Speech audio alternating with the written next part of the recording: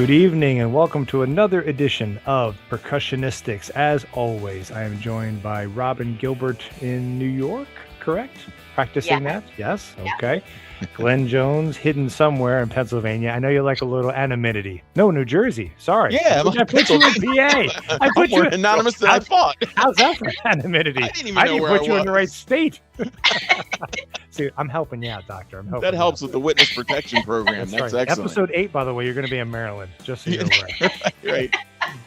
And thank you all for joining. Tonight's episode was born from episode 6 because we had a conversation. I think, Robin, your news bit was about Ringo Starr, and that kind of blossomed into a whole episode about Ringo Starr. Yes. But before we get there, we know we always have our news. Ladies first, Robin, what's in your news for episode 7? Oh, well, thank you. It's actually something you guys might be aware of and our listeners might be aware of, but I was not. Apparently, Alex Van Halen, along with Toto's guitarist Steve Lukather, are compiling an album of songs that Alex and Eddie had recorded. They are full tracks that have been somewhere, and Steve Lukather is just only helping Alex organize them and put them together for an album. And the rest of it, any other details are few and far between. I couldn't find anything else actually, but I thought it was so interesting that this is something in the works. Never before heard tracks of Eddie and Alex, and they're not just like bits and pieces of things, they're full blown tracks that are going to become an album at some point. I'm not sure who's going to play on it. I don't know anything else, like I said, about it. Steve Lukather was very adamant, just as of yesterday in an article that I read, that he will not be playing, he will not touch anything that Eddie Van Halen is a part of. He's staying away from that, but he is helping Alex to organize this, and I thought that was really pretty cool. I am aware of this, and I'm gonna channel my inner Glenn Jones for a second. I don't know. I don't know, Robin. There's a part of me. Listen, Alex, obviously, Eddie was his brother, and I get some of that allegiance and some of the brotherly love, and there's a part of me, of course, that's intrigued. But there's another part of me that says, Sammy Hagar was just doing this Alex tribute tour. Sammy Hagar was the first person to say, we never even celebrated Eddie's life when he passed.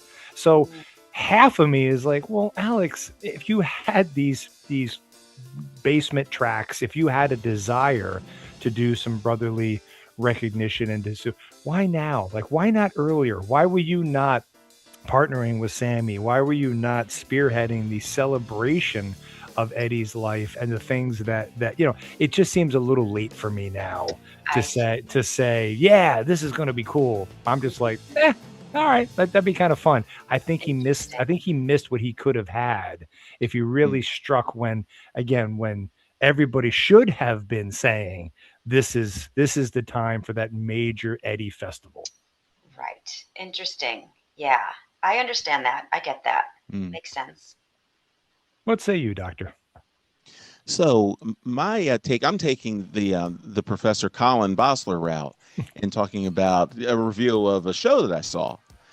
And it was called The Purple Experience, which is a Prince tribute band that is endorsed by the Prince estate. As a matter of fact, it was put together by Doc, the keyboard player in the Revolution.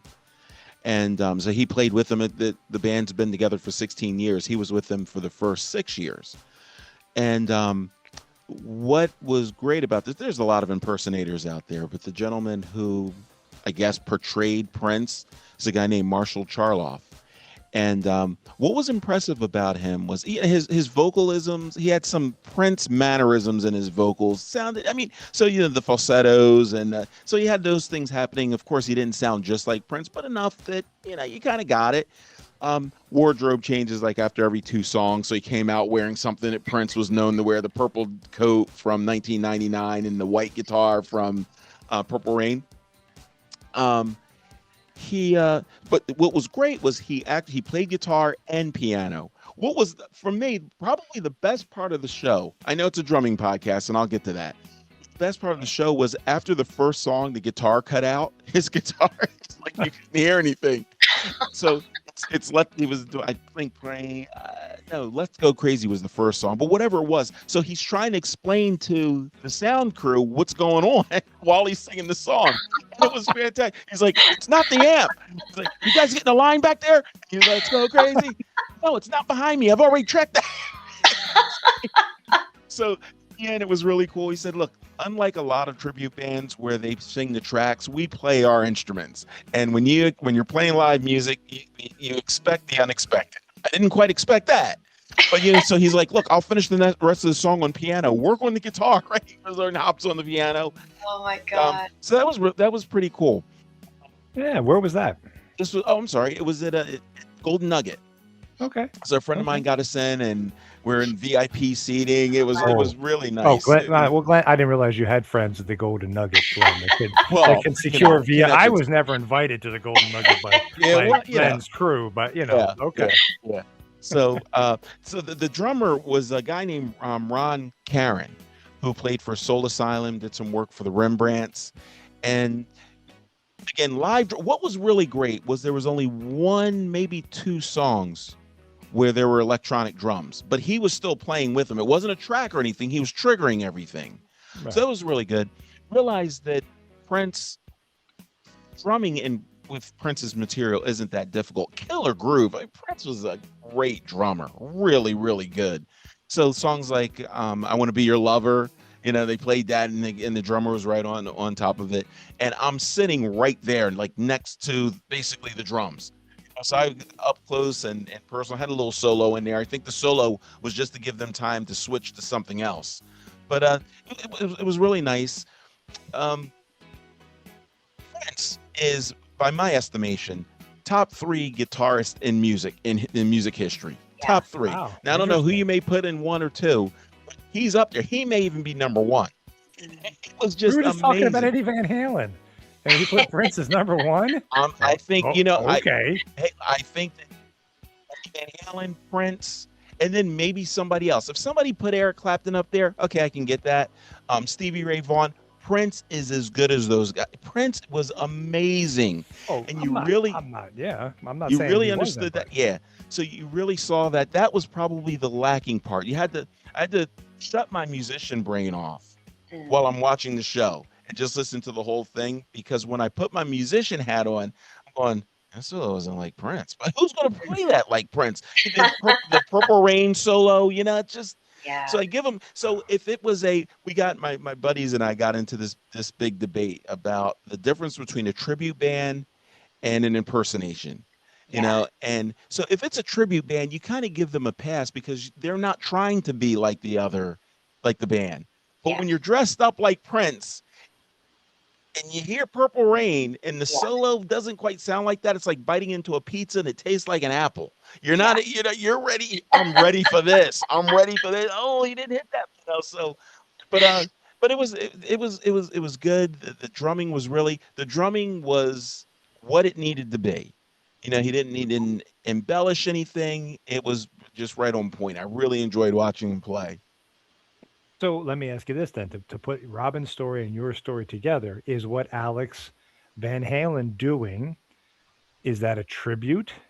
Is this the same thing as, like, to your point, it's not an impersonation because they're not pretending to be Eddie, but is he in essence putting together a tribute band? Is that kind of what he's saying, just with songs we've never heard? I think that would be the category of it. Okay. Yeah. Okay. Because go ahead, Robin. Sorry. Yeah, that's such a great question.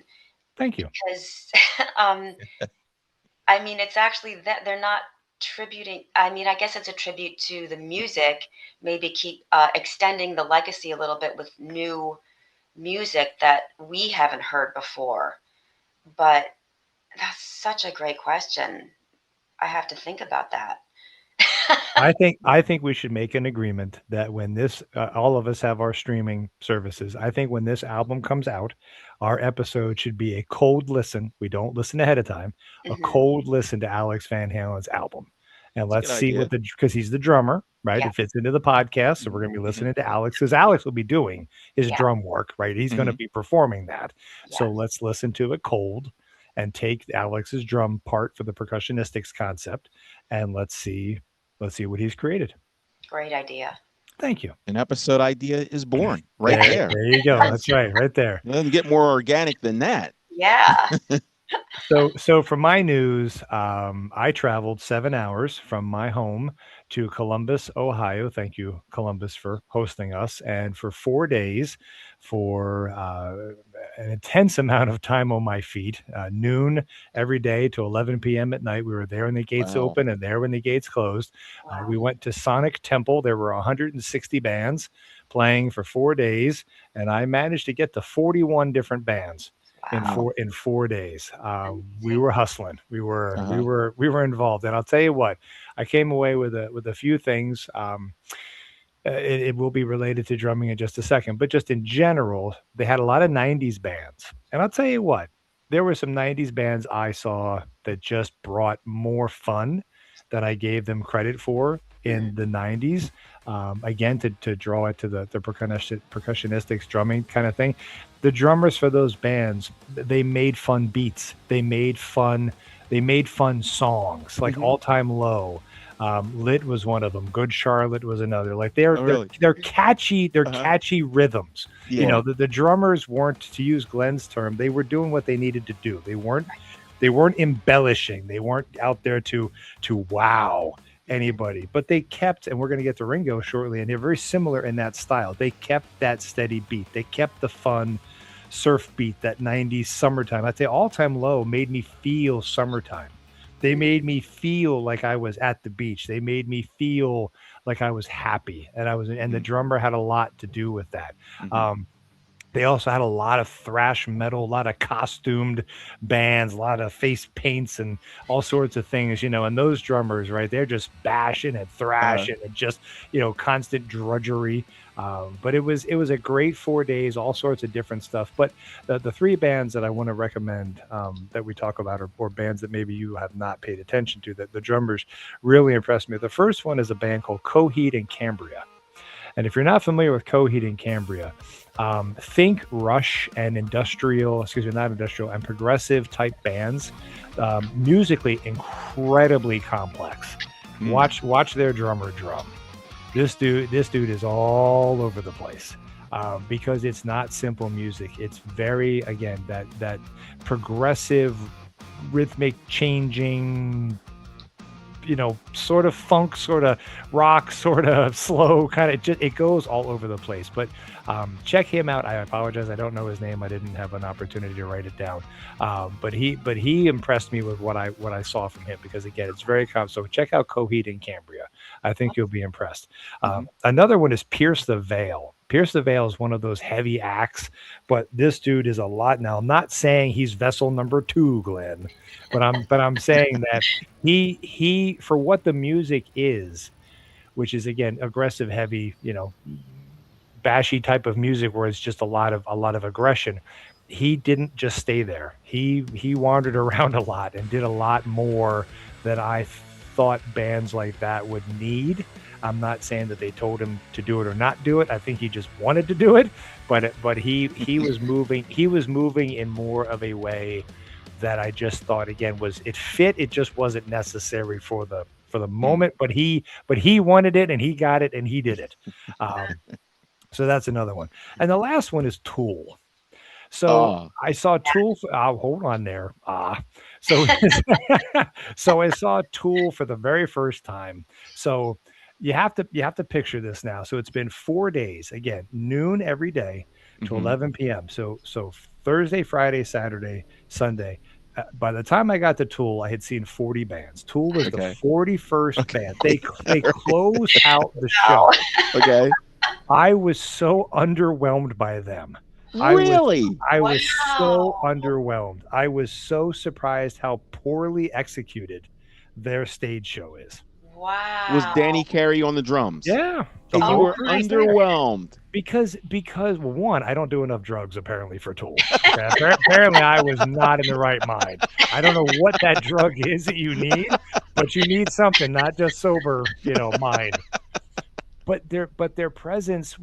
Listen, musically, I I was like, wow, okay, like these guys are good, they're talented, but it was kind of disjointed. It didn't. There was no the conversation was wacky. They didn't really talk to you. They kind of chatted a little bit. The songs didn't really have a flow. They were just little snippets of like these songs that just kind of were their own thing. And they had all this crazy psychedelic backgrounds and all these things going on that were always swirling and always changing. And that's what I meant by like I guess I just wasn't in the right frame of mind to see all this stuff. And I just went, I don't get it, man. Like it's Wow. good, but I don't know. It's just not my mindset. I guess I just don't live in that headspace. Right. Mm. That's so Have either of you seen Tool? No, no. I Okay. haven't.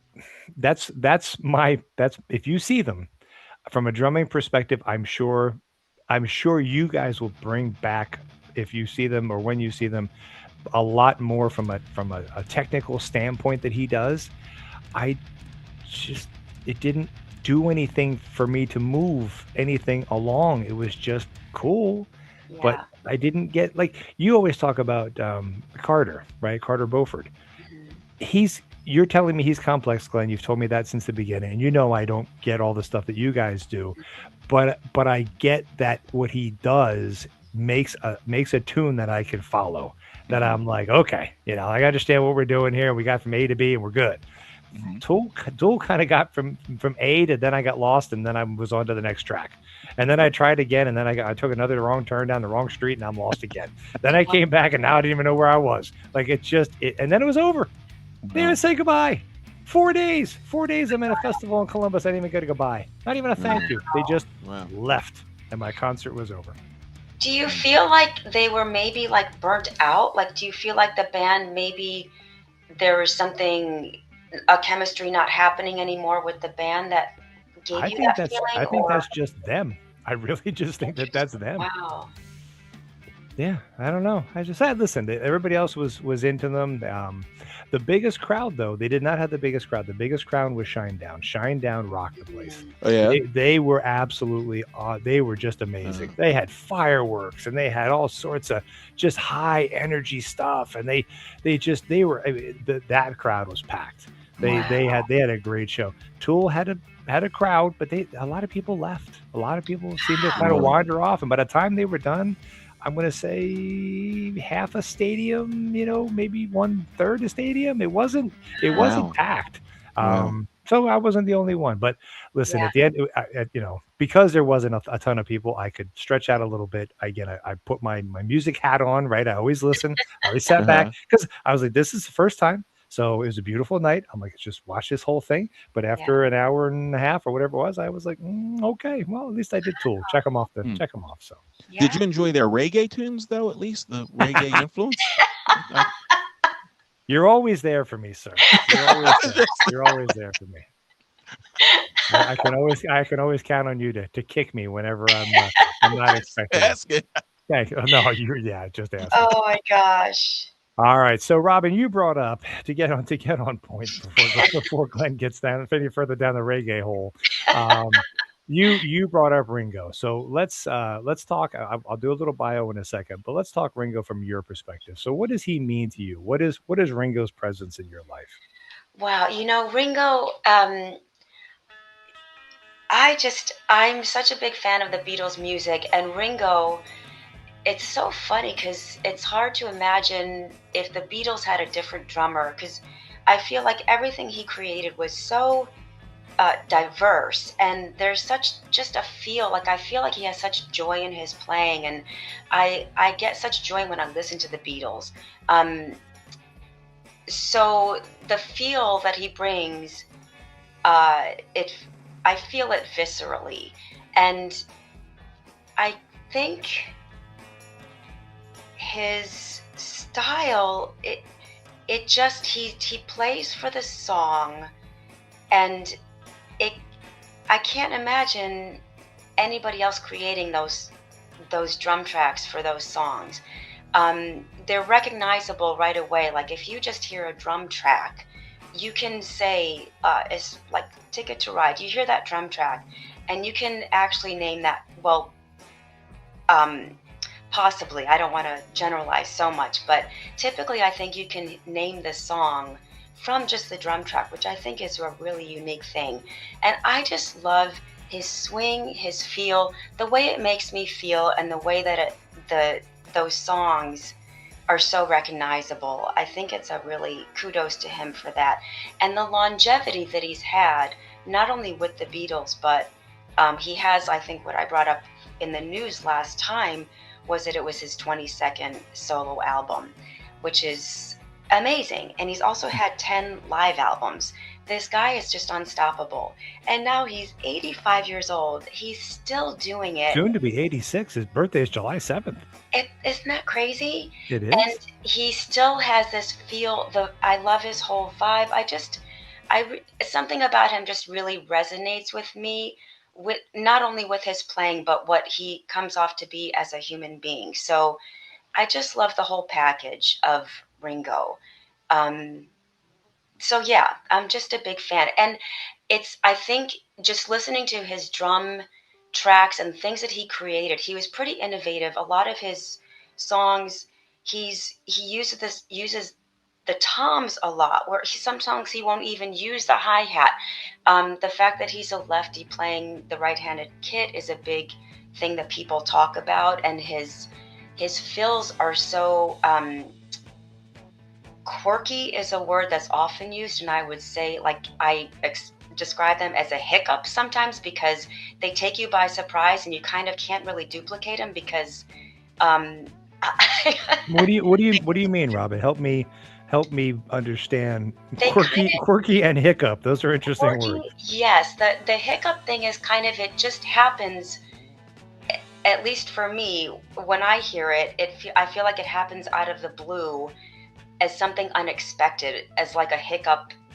When you hiccup, it kind of comes out unexpected. So some of his fills just take me by surprise a little bit. Quirky, I think, because he even will describe his fills, because he's leading with his left hand on a right-handed kit. He said, I heard him actually say in an interview, I do these fills because normally people would do it like this, da da da da da da, and I'm leading with my left on this right-handed kit, and it goes ba ba ba ba ba ba ba. Like he describes it like that because that's what comes out of his body naturally in the way that he's playing. So it seems quirky, but it makes total sense, and it always fits the song. So I just think that's a really special quality. And I do love the fact that he kind of, to me, thinks outside of the box in the tracks that he creates. Again, like using the toms, or like in Get Back, where he's just riding that snare drum, and he literally doesn't play the hi-hat at all. He will use the crashes for the accents, but it just seems each song is very different, and I think that's so special. I think in the amount of songs, he just is extremely creative, and it all feels like instinctive, and also very less is more, which I'm a big fan of. So I kind of could go on and gush about Ringo for a long time. All right, Glenn, would you like to gush about Ringo for a minute? I'm going to do everything but gush about Ringo. So I told Colin before you got on, Robin, this is one of the harder topics for me to discuss on this show because I feel so neutral about Ringo. I certainly don't think that he's a bad drummer, but I don't think that he's the drummer that a lot of people give him credit for. So let me just root my opinion on the Rolling Stones and the Consequence list. he's ranked 14 on Rolling Stones and 17 on Consequence, right? And I mean, for as much as lists go, I think these are pretty valid when you look at the fact that they were put together by a panel, right? So it wasn't just one guy doing it. So okay, so I'm gonna give a little bit of something to that. So, and my perspective is you've got drummers that fall into three categories. You have drummers that are notable, drummers that are influential, and drummers that are technically sound. And I think every drummer that we ever talk about on this is a notable drummer. Yes, they deserve to be discussed at the table. But is every drummer who's influential a technically sound drummer? Absolutely not. And are there drummers who are technically sound but aren't influential? Absolutely. Ringo Starr being ranked that high on that list. So if you ask me, right, let me just cut right to the chase. Ringo Starr is a solid drummer. So wait, whoa, that's what? Did I hear the word solid? Well, I'm solid by my definition of solid. Okay, but my ears perked up because I heard the word solid. Well, no, you can't retract that. Go ahead. Oh no, sir. no, Solid. I'm not. To me, a solid drummer. We see solid drummers play in bars and clubs every weekend. Yes, right. That's always his argument. Ringo obviously had some skills. He was better than Peter Best because the Beatles got rid of Peter Best and brought Ringo in. So obviously he's not super mediocre, but I bet you if you take most of the drummers that are on these lists on both Consequence and Rolling Stones, they can mimic Ringo Starr, but Ringo couldn't do what they do. But now I don't want to take completely all that away from Ringo. I would say if we were going to base Ringo, if we were going to rank him only on technical skills, he wouldn't be on the top 100. If we ranked him only in influence, he'd probably be number one. So if you did a little bit of math, that would put him like 50, right? Now let's consider some of the drummers that Rolling Stone has as that number 50, kind of the midpoint. You've got guys like Vinnie Colaiuta. Robin, he's a machine. So you're telling me that Ringo Starr is better than Vinnie Colaiuta? You've got Alex Van Halen, I believe, is number 51. Right. Carter Beauford's at 41. Right. So, I mean, everything is so subjective too. So it's let me finish my thought. Okay. Ringo, I believe, is a beneficiary of perfect timing and perfect place. Because if any drummer that would have made it with the Beatles at that time would be Ringo Starr. If they were good enough to be in that band, they would be iconic because they were in that band. Now, I think that because people are kind of starstruck with the Beatles, everybody seems to be elevated. And I believe the same thing for Ringo. I am not taking anything away from him. I think that he's an adequate drummer. He's a good drummer, but is he an iconic drummer? Are his chops so amazing that he deserves to be at a 14 and a 17 out of 100 drummers? That's kind of a reach, though, when you look at all those things. I know that we can't necessarily say, compare every drummer like apples to apples and oranges because everybody brings something different to the table. But, there used to be a playground game called Horse. You play basketball and you take a shot. And then if everybody made that shot, they didn't get a letter. If they missed it, they got an H. And then if they missed the next one, they got so the first person to score sound that spelled horse got out of it.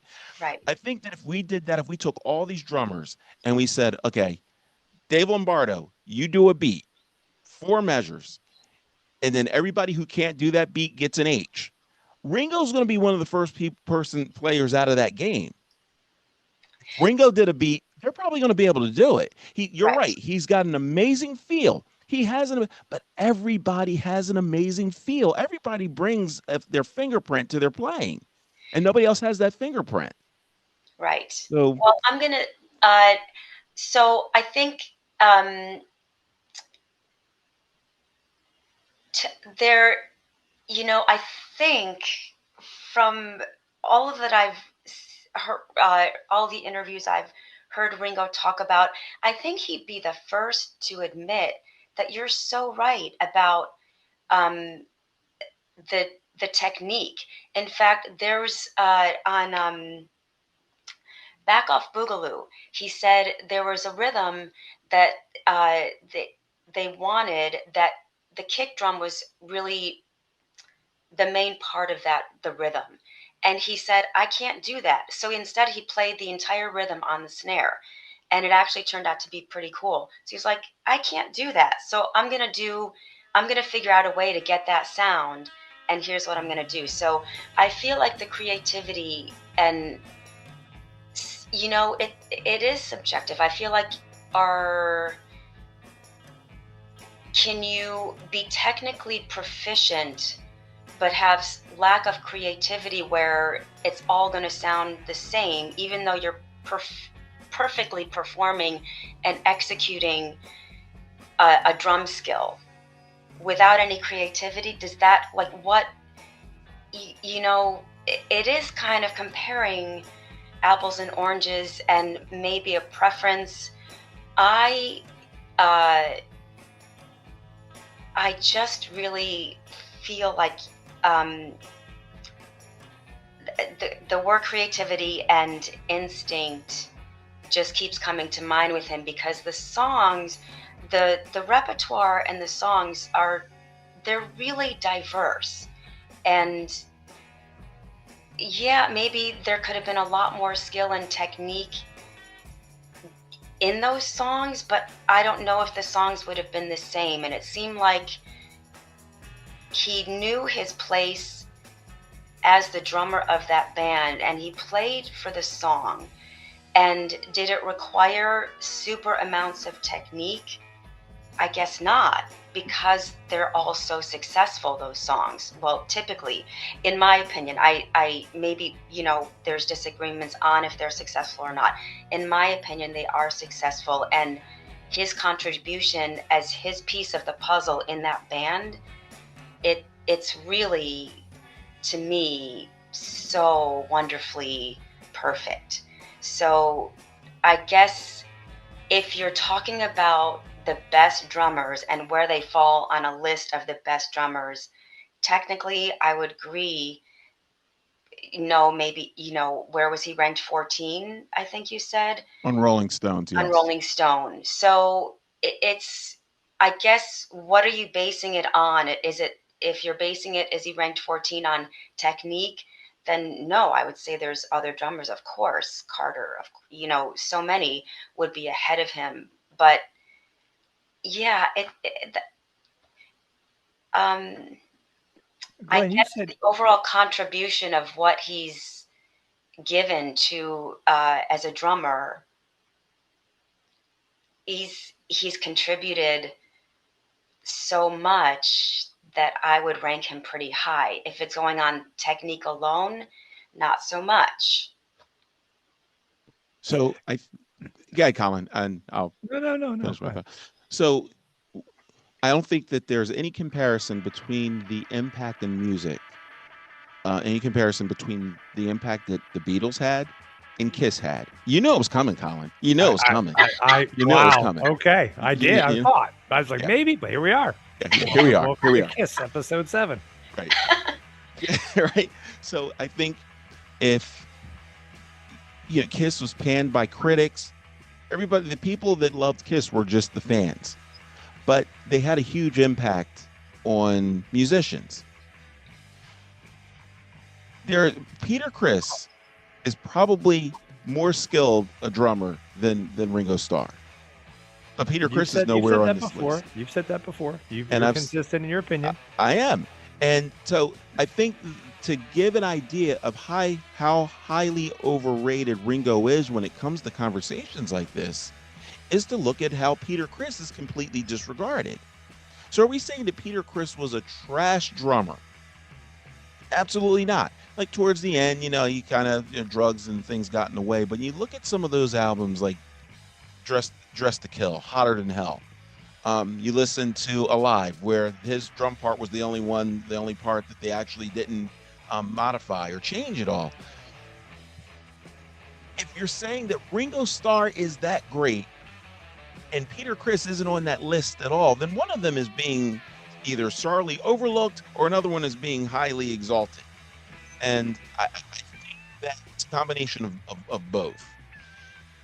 Yeah, to say that when say that a song Ringo Starr played on, his approach of it is unique. Well, I think that everybody who would play that song would take a unique approach to it. It's just Ringo Starr is the first one to play Helter Skelter. He's the first one to play Come Together. But if you took any of those other drummers, we would probably be going, wow, that was an amazing piece that they did. Not taking anything away from Robin, and it's hard for me to have conversations like this because I know that a lot of people, it's kind of like, kicking their heroes, and I'm trying not to do that. If we're having a drum conversation, we've got to take all these things into consideration. I'm not saying that anybody that regards Ringo higher on the list than I do is wrong. I'm saying that I think that we have to understand that sometimes our hearts follow our heroes, and we think that they're a little bit.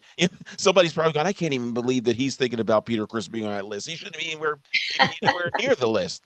But he's one of my heroes. But if we just sat back, if we didn't know anybody's name and we just listened to their drumming, I think that most people would say, the guy that just played that song that we know to be a Beatles song, that was pretty solid.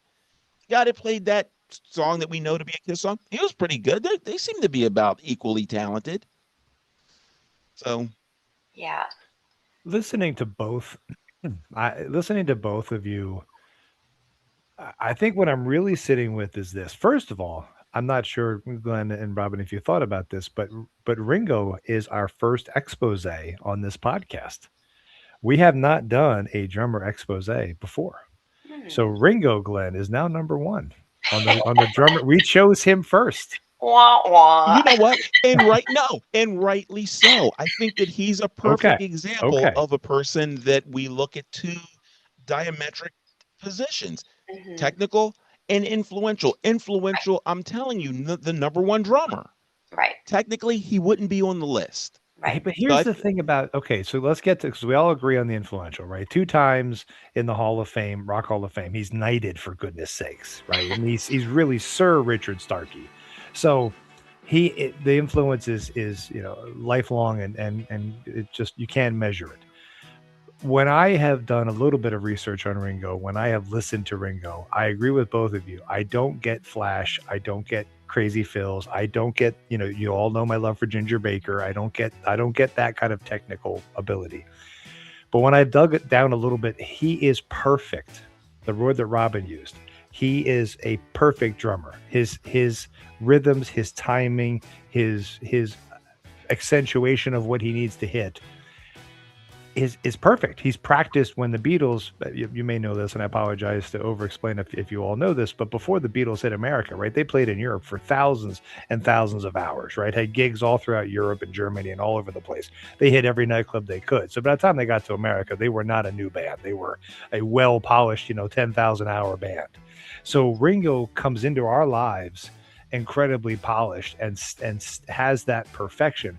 So Glenn, from a technical standpoint, and Robin brought this up, I just want to go back one more time to this. Is perfection not technical brilliance? Well, I think the reason why we automatically say Ringo is perfect in that is because he's the only one that we've heard play that at that time. So it's hard to associate or imagine maybe another drummer doing that. I'm going back to my statement, perfect place, perfect time. If it would have been, I can't say Peter Best because obviously he wasn't good enough to be in the band. He wasn't. If it would have been, no, he wasn't. You put somebody else in there. Put somebody else in there, and we didn't know Ringo. The band was successful, folks, not because of Ringo Starr. It just wasn't. He didn't hold them back. He did better, but he did what a drummer does. Oh, I think that's probably a light statement, though. This dude sang. Think about. I'm not saying, Glenn, that you're wrong. Was he a great singer? He held down some pretty iconic tunes. Yeah. I mean, nobody else could do that. That's no one else did that, but it doesn't mean they couldn't. But see, I thought you brought I love this conversation because, and by the way, I appreciate you mentioning Dave Lombardo, one of my guys I brought up in earlier podcast, a little Slayer thing there. I appreciate that. But when you said that if you had another drummer play something Ringo probably couldn't, right? And people can play Ringo stuff, and you're saying that he was just the first. That's not a special part of him, but I think Lennon and McCartney were a dynamo, right? You're not going to find another perfect music marriage like those two guys, but they brought Ringo songs to sing. They brought Ringo characters to play. They brought Ringo pieces that he needed to hold down, that they required of him. You mentioned Kiss, right? You mentioned Peter Criss, same thing, right? Gene and Paul are basically Lennon and McCartney. They brought it to Peter Criss and said, you hold this down, buddy, this is all you. I struggle for you saying that Peter Criss was better than Ringo, because I think the songs that Lennon and McCartney wrote demanded more of Ringo than the Kiss songs demanded of Peter Criss. So I bet you that Ringo Starr probably couldn't play Almost Human. Couldn't do it. Okay. He probably couldn't play Detroit Rock City. Where is he? Get Ringo on right now. I know that people that understand the deep stories of Kiss would say, well, Peter couldn't at the very beginning either. Somebody had to teach him how to do it, but he did it night after night once he learned how to do that. So in the beginning of your argument, Colin actually helped me, because he said, wait, what? Lennon and McCartney created an atmosphere for Ringo to be successful. Just like Stanley and Simmons created an atmosphere for Peter to do what he does. They walked the same path, but yet, because Kiss is Kiss and the Beatles are the Beatles, people regard Ringo as, one of the greatest rock drummers ever, and Peter Criss gets laughed at. I think that's unfair. Yeah, I mean, I totally understand what you're saying, but I feel like the Ringo, again, it goes back to the pieces of the puzzle that make up that band.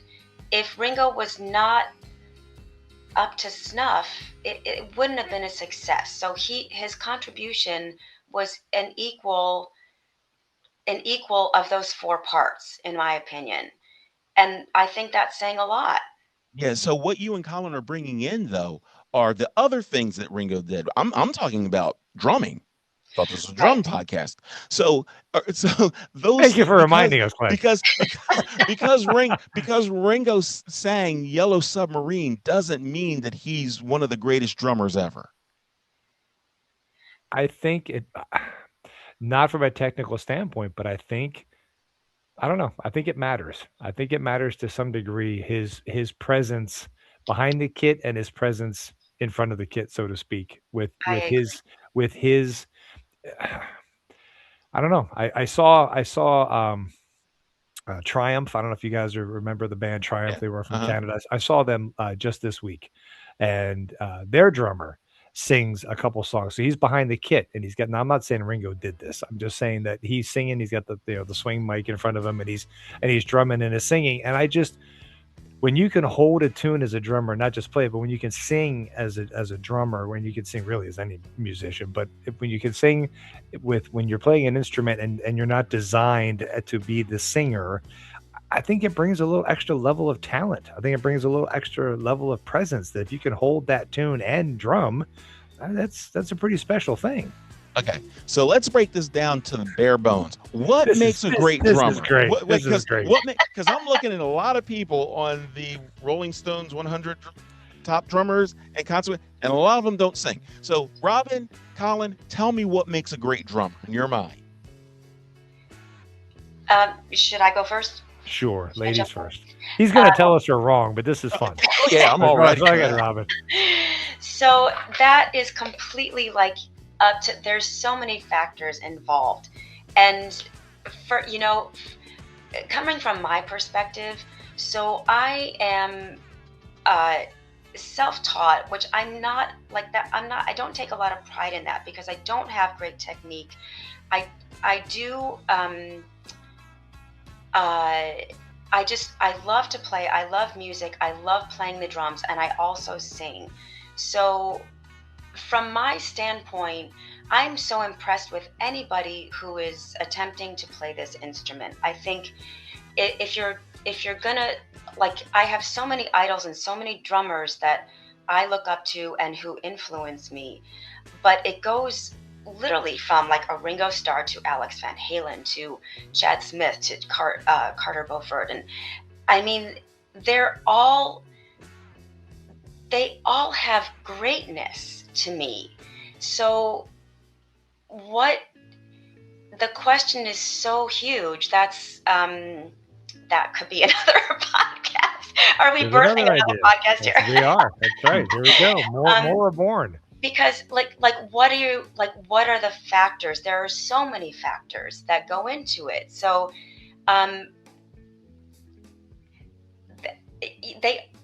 they're all offering something which to me just speaks greatness. Now there are of course levels, and the amount of technique. Are you impressed by technique only, or like I'm kind of not. I'm impressed by technique because I struggle with it and I have a lack of technique, and I'm just in awe of the skill levels of so many drummers that I listen to. That I once I was lucky enough to go to a drum clinic with Billy Cobham, and I got to see him use the 4 sticks, and I was like, oh my God, I have to quit now because this is impossible. I might as well just throw in the towel. I could never achieve anything close to what this drummer is playing. I was just in awe. But does that mean somebody else isn't great just because they can't do that? So what factors are we talking about? Like, what, to me, what makes a great drummer might be something completely different from what you guys think are great drummers. So I don't know. It's a huge question in my mind, and there are many different answers. For me, I want to feel something. I want to feel like the drumming works with the song. I want to be moved by what they're playing. And does that mean it involves a lot of technique? Probably not, for me personally. So it sounds like to me, Robin, you're saying a drummer is a great drummer based on the influence that they have on people that listen. I can only kind of speak for myself and Right. and how that drumming makes me feel. Am I super impressed by certain drummers? Absolutely. But does it mean somebody who is not as technically proficient doesn't move me just as much in a different way? But it doesn't make that drummer a great drummer. If we're talking about martial arts, doesn't matter how great the guy's personality is or what he had for breakfast.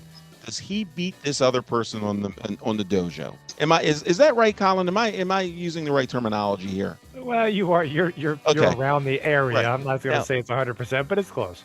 I'm not saying that because they're not great drummers, should we not enjoy what they do? One of my favorite drummers is Tony Thompson. He's not on the list, but it's okay. But I'm not going to say he needs to be higher up because he had greater influence. He doesn't have the influence that Ringo Starr had. But because Ringo Starr is influential, because Ringo Starr is part of a lot of people's kind of songbook through their lives, doesn't make him a great drummer. He's somebody that we enjoy. He's somebody that has brought a lot to the music scene. He's somebody who's contributed to the Beatles. As if you ask me, that seems to be your and Colin's biggest argument. What he brought to the Beatles, not what he was as a drummer, but what he was as a contributor to that band. For me, no. I'm saying he's singing. You're talking about his singing. I'm saying that you asked, okay, here's what makes a great anything to me. It's the layers. It's how, because I'll be 60 this year, as I approach 60, what I see in people, what I see in musicians or artists of any kind, I'm no longer really impressed by one trick ponies, kind of say. Yes, you mastered one thing. Yes, you do one thing really well. I'm impressed by the layering that people have with how much they have brought to that talent. If you are a painter and you do one thing, I'm like, that's cool. But if they do more, right? Different styles, if they add different layers of drum work, if they add different layers of guitar work, if an actor can act this way, but also can be successful this way. Glenn, when you and I worked together, that's why I hired you, right? Not to pump up your ego, but about being, when I was looking for you as my coworker and the talent that you brought, you were multi-layered, multifaceted. That's when I look at Ringo or look at anybody, that's what makes somebody great. And I don't think when I look at his technical perfection, that's a word you don't throw around very much. So it really wasn't just because of the Beatles music, but it's because the music he was given, he perfected it. And that to me is hard to say doesn't make him a great drummer. Okay. And So yeah. all right. I'm going to jump in before you, Glenn. Go ahead. Because I have to ride on Colin's horse right there. I so agree, because the diversity in his playing, the musicality that he brought in his drumming to the songs, there is such a variety from Oh Darling and into like In My Life and She Loves You and Love Me Do. There it's such diversity, and I just feel like that is greatness to me. So yeah, I mean, our definitions of greatness, I think, are not the same. I think because I'm looking at it from a drumming perspective. I keep trying to remind myself and my co-host that this is a drumming podcast. So when you tell me, when we're talking about your drums, co-hosts are forgetting it, are we, Glenn? Okay. When we're talking about drums and layer, then what comes to my mind, drums and layers, is guys like Steve Gadd. He can play jazz, he can play country, he can play rock, he can play funk. Vinnie Colaiuta can play all kind of stuff. That's different genres, different ways of doing things. That makes them a great drummers. Dave Weckl, guys like that. I'm not seeing those kind of layers in Ringo Starr's playing. Okay, well, listen, that was I'll tell you, that's something. I love the role that you've been playing these days. But it's nice. And today, two of us are wrong. So at least Robin and I are now on team wrong. No, you're not. You're not wrong. You're not wrong. You're just not right. on the right lane for the podcast, because you're bringing in all these other things. You're talking about musicianship, and that's great. But we're talking about drumming. We're talking about a specific aspect of musicianship. Let me ask you then about, I'm sorry, Colin. Let me ask you, Glenn, about timing, because Ringo's timing is another thing that's perfection. And as a drummer, that's the main role, is to be the timekeeper. So does his timing as a drummer not make him a great drummer? I think he's such a great drummer in so many aspects, but does that qualify him in your mind as a great drummer? I think that if you're a drummer without great timing, you're not a notable drummer. So yes, that gets him on. Everybody on the list is a great timekeeper. I mean, but now it's like, what are you doing within that time? Like, are you dancing around the time a little bit? Carter's amazing at dancing around the one, just knowing where that one is. No matter what he does, he can come back to it. Again, Vinnie Colaiuta does that. Dave Weckl, those guys. Will Calhoun, they're all over the place. They still keep the time, but they're doing talk about creativity. Come on. So yeah, it's like, can you stay between the lines with a crayon, or can you do it with a paintbrush? So let me ask you this question, Glenn, as we start to see the home stretch of this episode, which again has been fascinating. Are there any Ringo Starr songs, any Beatles songs, in which you do feel his technical expertise is really good?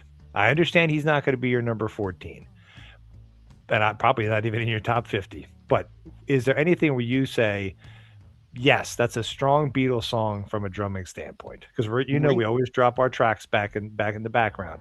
Yeah, What's being dropped in there?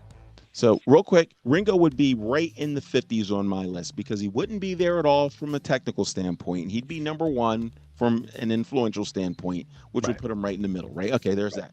If So we do I would math, say as you said earlier. yes. If we do, yeah, right, right.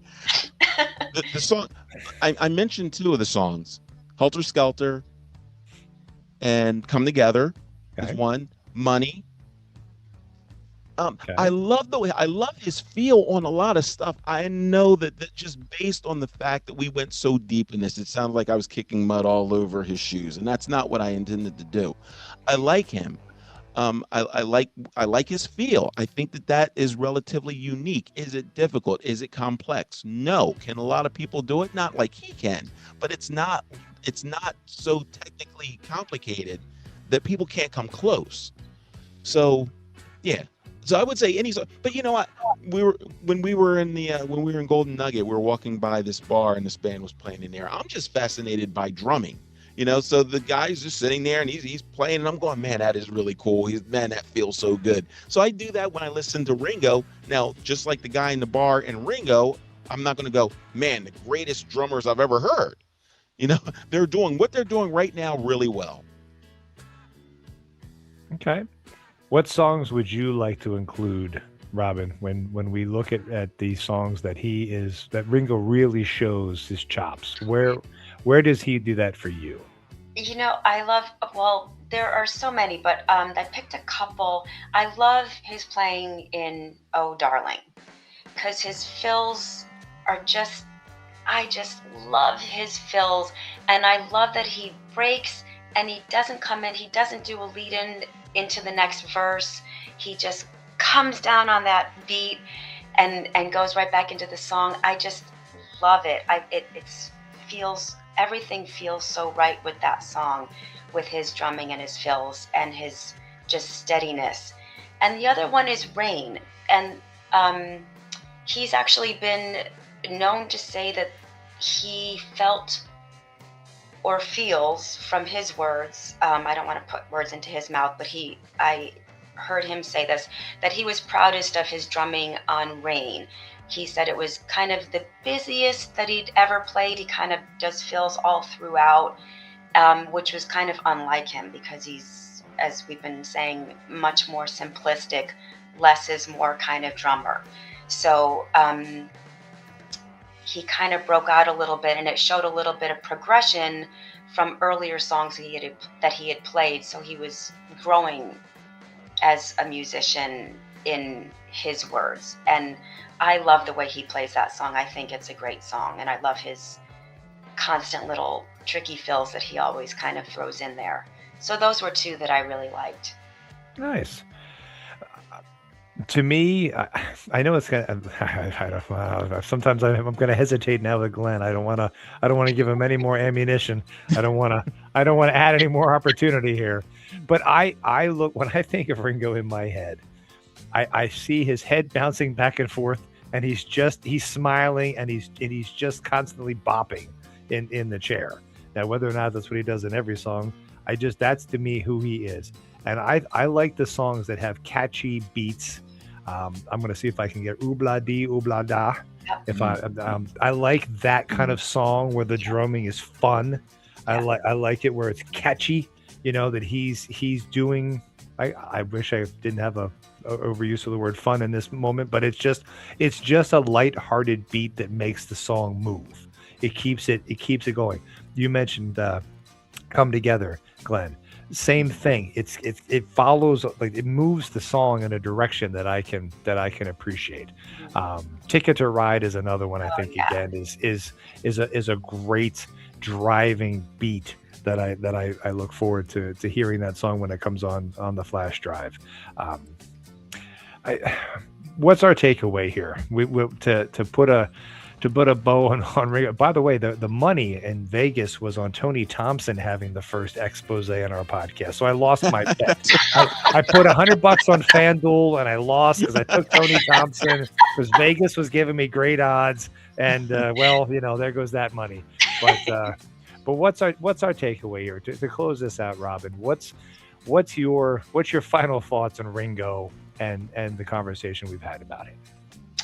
Well, taking everything into consideration, I appreciate everything that Glenn was bringing up, and I think this is the way many, many people feel. I think I think Ringo has been, as a drummer, very controversial, honestly, with all of the things that we've kind of hit upon.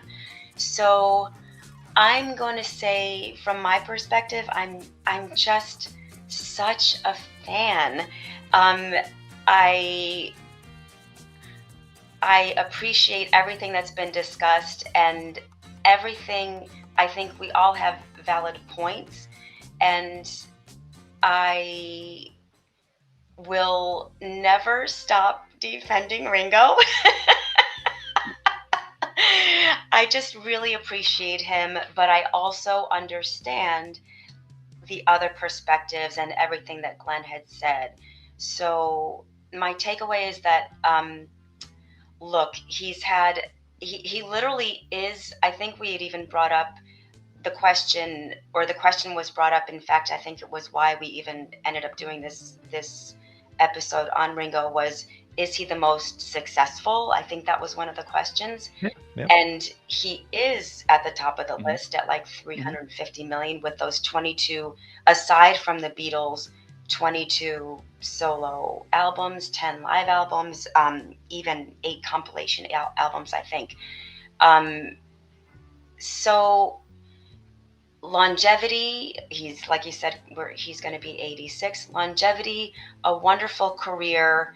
However you feel about how he is as a drummer, kudos to him for this lifelong journey he's been on, and giving us a lot of really great music. Regardless of how you feel about him, I think from my perspective, you kind of can't take that away from him. So that's something. And something, another great song. Well played. Well played. Dr. Jones, your closing argument. So you said that Ringo looked like he was having fun when he played, and you can hear that in his playing. And he was one of the first people to do what he played in front of millions of people. The Ed Sullivan Show, everyone saw this guy bopping, playing this Ludwig kit, and they're going, I want to do that. That's his influence. Doesn't mean that he's great. Doesn't take anything away from the impact that he's had on other people. But if so, again, I keep going back to it. He's contagious in the way that he plays. The sound of his emotion comes out through his drums. That's fantastic. Can't take that away from him. So I appreciate what he's done. I appreciate the fact that he was put in the right place at the right time, and he took advantage of it. He had enough talent, obviously, to take advantage of that situation, and he did. Just because he's not the greatest drummer doesn't mean that we need to enjoy him less. But let's not think because we enjoy him, he's a great drummer. You are nothing if not consistent, my friend. So here's what I'm going to say. I have two final thoughts before we wrap. First one is, I am hearing you, Glenn. I'm hearing you, that what Robin and I are more enamored with is the full picture of his contributions and less the drumming ability. I heard you. I put that in there. Do you agree? That's one of the points you made. Yes? Yes. Okay. So I'm gonna put that up there. I'm also going to say that I still am with Team Robin, that it's hard to not see the guy as the most accomplished, and I still think technically perfect drummer that we've talked about so far. But I think the second thing I'm going to say is that I think we need to put this episode way back here in the back of our minds, because the next time we have this expose on any drummer that we bring up, it'll be interesting to see how often we think total package versus drumming skills alone. Because I'm going to bet Glenn, here's my next FanDuel bet, that we have a higher likelihood of going total package for any drummer we talk about than just technical acumen behind the kit. Okay, so I just have to step in and put a little footnote. Wait a second. That was it. I put a bow on it. No, I was but you done. got it in. But you slid something in there that if I don't say anything, I need to put a disclaimer in that we obviously believe we define technical perfection differently. I'm saying the cat's not on the list because he's not technically perfect, and you're ending saying he's technically perfect. I don't even get where you came that. Technically perfect. What does that mean? That's what Robin and I have said. What does that even mean? Everything he does is perfect. What? We made that point 40 minutes ago. I think the closest that we came remind to even our co-host that we're having a podcast right now, and Robin and I made that comment. You guys, I was trying to lean back a little bit because I know that I guess the closest that you mentioned about perfection was his timekeeping. I thought I had a comment about that. What do you mean technically perfect? Everything he does perfectly. So, well, doesn't that mean that everything that we do? Like I play perfectly like Glenn Jones. Robin plays perfectly like Robin Gilbert. Is that what you mean? And Ringo plays perfectly like Ringo? No, I mean, what I'm saying is that when he hits what he hits, when he plays what he plays, you mentioned before, other people could copy it, and I disagree, because he does it better than anybody else can do that. Does what? Play like Ringo. That's the only thing you can possibly say, because he doesn't have the best bass drum technical skills. He doesn't have the best rudimentary skills. He doesn't. So slide that in at the end, Colin. I could have sworn we brought that up about 40 minutes ago, but Robin, I guess we didn't. If that's what you meant, if you meant that Ringo Starr is a perfect drummer, you are sorely mistaken. There's nobody on the list that's a perfect drummer, and everybody on the list would tell you that. What Ringo does, he does with perfection as Ringo. All right, so I understand. Okay, all right. So what I'm leaving with is I just did a podcast with two people in Ringo Starr's cult, and there's no getting through to you. So I just want it to be noted that not only is Ringo Starr not technically perfect, nobody on that list is. There are more people that are closer to being technically perfect than Ringo. I will give you that. But okay. No. Well, listen, I love the chemistry we've got going on, and the fact that we don't agree just makes it even better. And getting Glenn's ire up right before the show ends. I got to go to bed with this. Oh, my wife Diane. They said Ringo Starr was perfect. That's right. I'm going to go eat some dinner and smile, and Robin's going to relax tonight and have a good time, and Glenn's going to be angry. Poor Diane. Well, I guess the takeaway is everybody's got their opinions, but I think the respect. Would we agree the respect is there for Ringo? Absolutely. Okay. Yes. All right. Okay. Well, I can't wait till episode 8 when we tear something else apart to see what we disagree about. But on behalf of Robin Gilbert, on behalf of Glenn Jones, I'm Colin Bossler. Thank you very much for joining us for Percussionistics, episode 7, Ringo Starr's Expose. And we'll talk to you all again real soon. Take care.